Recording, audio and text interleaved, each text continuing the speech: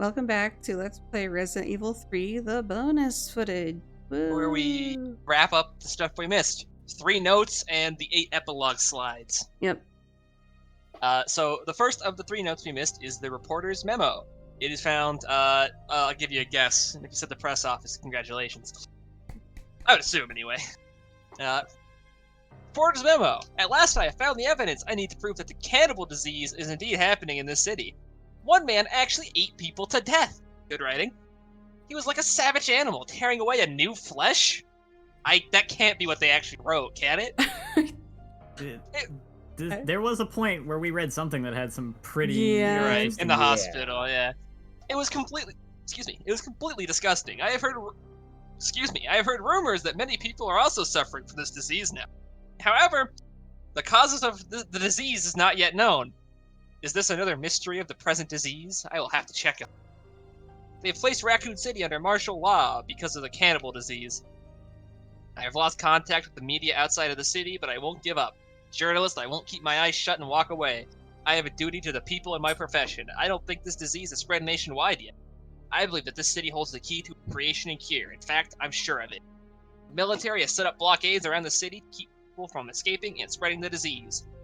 Most of the citizens have either died or have come in contact with the disease. I know that it is the right decision to quarantine the city, but I can't help but pity myself. If I am infected or eaten, it doesn't matter. My fate is already sealed. All I have left is my journalism. I won't give up until I solve the mystery of this deadly disease. I have just discovered that the disease is not spread through the air, but by some other means. That's it. Dun dun dun. Dun dun dun. And the second one that we missed is called the Incinerator Manual, which I assume is found probably somewhere in the Dead Factory. Yeah.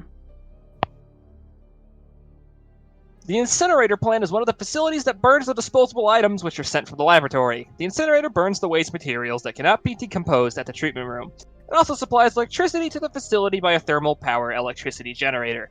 Part of the electricity is stored in the big battery installed in the facility's underground area. Electricity is used as an auxiliary power source. The auxiliary power circuit will be activated once the 3 auxiliary circuit units are properly placed in their sockets. In case the circuits are not connected automatically, a person can connect them manually to activate the system. So that's a hint as to how to beat the final boss. Mm-hmm. It also explains why there's an acid tank in the factory that just dumps acid on stuff. And if you get all of those, you unlock Jill's diary, which is the last thing we would have missed, air quotes, because it just shows up in your inventory or whatever. Mm-hmm. August 7th. 2 weeks have passed since that day. My wounds have been healed, but I just can't forget it. For most people, it's history now, but for me, whenever I close my eyes, it all comes back clearly. Zombie eating people's flesh and the screams of my teammates dying. No, the wounds in my heart are not healed yet. August 13th. Chris has been causing a lot of trouble recently. What's with him? He seldom talks to the other police members and is constantly irritated. The other day, he punched Elrin of the boys' crime department just for accidentally splashing Chris's face with coffee. I immediately stopped Chris, but when he saw me, he just gave me a wink and walked away. I wonder what happened to him. August 15th, midnight. Chris, who has been on the leave of absence for a vacation, called me, so I visited his apartment. As soon as I walked into his room, he showed me a couple pieces of paper. They were part of a virus research report entitled as simply as G. Then Chris told me that the nightmare still continues. He went on to say that it's not over yet, which is the same sentence. Ever since that day, he has always been fighting all by himself without rest, without even telling me. August 24th, Chris left town today to go to Europe. Barry told me that he would send his family to Canada and then he would follow Chris. I decided to remain in Raccoon City for a while because I know that the research facility in this city will be very important to this entire case. In a month or so, I'll be joining them somewhere in Europe. That's when my real battle begins. A battle which we don't see until the fucking rail shooters on the Wii. And that's all the files in the game. But there's the 8 epilogue slides you get for beating the game 8 times on hard, which we're going to split up in groups of 2, so it's not just a video of me reading shit. Okay. Alright, the first one is Jill's epilogue. After escaping this... Epilogue. Epilogue. Epilogue. Jiro no epilogue. After escaping the city, Jill set out to join Chris Redfield. However, all she found was an empty hideout of Chris's. On the floor was Chris's knife.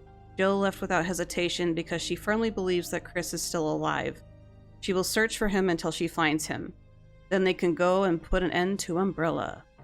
Once and for That goes all. nowhere as far as like a sequel, Hank, because Chris is in Code Veronica, which is set 2 months after this game or so, give or take, and it's never brought up that he was, missing again. Yeah. So, He probably really was just on vacation. Well, the rail shooter implies he just fucked off to like the Arctic to go shoot some zombies and shit. So I don't really know what to tell you. Maybe that's what he does for fun. Well, the man does punch boulders. Where are you doing? I'm gonna go to Antarctica to shoot me some zombies. Mhm. Speaking of Chris. Yep. Chris's epilogue is next. Please forgive me, Claire. Chris Redfield had just finished this letter with his signature phrase. As he That's removes... an unfortunate signature phrase. Yeah! Please forgive me, Claire. Imagine fucking up that much. Your signature phrase is just apologizing to your sister. As he removes his sunglasses, a lady walks by him with light steps. She looks about the same age as Claire, he thinks. A short time later, Chris discovered that his sister was looking for him, but was caught. Code Veronica is literally what that is set up for. Because that game was already in development. Well, this one was in development. There's a whole story with the development where, like, this was originally a spin-off, and Code Veronica was, like, the next mainline game, and instead this got bumped down, Code Veronica got pushed back, and here we are. But what they originally were feels awfully well reflected in their plots.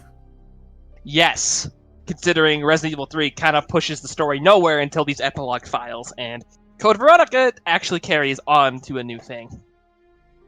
So next is Barry's epilogue, which I will read. Wow, that is a tiny picture. Barry Burton looks at his young daughters and says, "I'm sorry, but my comrades are waiting for me." He knows that he must repay his teammates for forgiving his betrayal, even if that means leaving his family for now. His wife tries to hide her fear, so she smiles and says, "Don't worry, we'll be okay." That's it. And then he doesn't show up for 15 some odd years. After that, it's Leon's epilogue. Leon Scott Kennedy is confronted with a man who claims to be a U.S. government agent. Leon says, "Leave Sherry alone. She is innocent." "She knows too much," the man replies. He looks at Leon and says, "Excuse me." He looks at Leon and says, "But you have value. This is a good deal. Make your choice." Without regret or hesitation, Leon closes his eyes and then sharply responds. But what does he respond? Fuck you. Fuck you! So after that, it's Claire's epilogue. Yeah. Leave us alone. Claire Redfield couldn't believe Leon's word. Leon continued. "You're looking for your brother, right? Just go." Claire knew that Leon and Sherry needed immediate medical attention, but she couldn't waste any more time. I'll be back, I promise," she said as she disappeared into the wilderness alone. That's a really weird, confrontational note to end those two characters on, in that the next time they speak to each other, it's no big deal. And Right. in Code Veronica, she just sends Leon an email like it's no big deal. Yeah. Oh, did you ever go to the doctor? Because last time I saw you, you were bleeding out. There's, no real, hint of Follow confrontation that. to that, yeah. It's just weirdly confrontational there. Well, yeah. So anyway, Sherry's epilogue. Okay. Do you have any relatives? Well, the army officer asked Sherry Birkin. She did not respond, for she had no immediate relatives. Her father and mother had died because of the G virus, and so the little girl holds herself in her arms and bites her lips tight. She thinks, "I'm sure she will come back for me. She won't forget me." And she was forgotten. Until Resident Evil 6. Yeah, so she was kind of forgotten for a few games, but eventually fucking 14, 13 years, something like that. Yeah. So now it's Ada's epilogue. A woman looks at herself in a mirror. She used to be called Ada Wong, but this morning she will say goodbye to the name. I'm not Ada Wong anymore. She feels her ab and thinks, this is Ada's scar, not mine. And as she says goodbye to Ada Wong, she can't stop her tears. However, there isn't much time left before her next mission. Again, immediately abandoned because every other time we see her, she's Ada still just Wong. Ada. Yeah. Yeah. Right, Con? Thanks, Resident Evil 3, for all this useful plot pushing that most of doesn't get used. Mm-hmm. So the last epilogue, and the last thing we have to touch on for this video that I can think of, is Hunk's epilogue. Once again, only you survived, Mr. Death. The chopper pilot speaks with a cold bitterness. Always, only you survive, Mr. Death, the pilot continues. But Hunk does not respond to the pilot. He doesn't care. The death cannot die, the survivor thinks to himself with a warm smile. So even more completely, utterly irrelevant. Yeah. It's just like, yep, Hunk sure did live, as you saw in Resident Evil 2. Mm-hmm. The death That's cannot die. a weird nickname they gave him. Newer games call him the Grim Reaper, which works so much better. Yeah. Mr. Dead. So yeah, that's pretty much all there is for this Son. game. The only thing that really carries over with importance is Chris and Claire's stuff, where they fucked off and Claire got kidnapped, which we'll see more on. Mhm. Soon, TM. With Soon. Resident Evil Code Veronica. Yeah. But hey, if you beat the game on hard 8 times, you can enjoy that. Yep. Yep, all Get those, one of those per playthrough. the only What other... a good reward. Yeah. And costumes. Yeah, the only other thing we didn't really reveal were the costumes, but You can play the game yourself at that point. It's just yeah. costumes. You can Yeah, see those. back when I was playing this a lot, my main motivation for playing it so many times was to see all those epilogue slides. Because I wanted to know what happened to Leon and Claire and Sherry. Yeah, especially when you would have back then would have thought it would have been, relevant. Yeah. Yeah, almost none of that's relevant. No. Leon's is kind of relevant because it does imply that he works for the U.S. government, which he does, but by the time 4 happens, it seems a lot more cooperative than it did here. I.e., he seems like an actual employee and not some dude they're like, yeah, you're gonna work for us, or we're gonna experiment on this child. So a lot of the, things that were set up here were just never carried on with, and that probably has a lot to do with staff changes and stuff. Mm-hmm. People didn't continue working on the series, so a lot of these things didn't get carried onward. So yeah, that's all mostly irrelevant. I'm glad we took the time to show it off. Yeah. Well, it's part of the game, so... Yeah. So I guess that wraps up the Resident Evil 3 LP. Yep. Right. So, Bye. bye! Yeah, bye.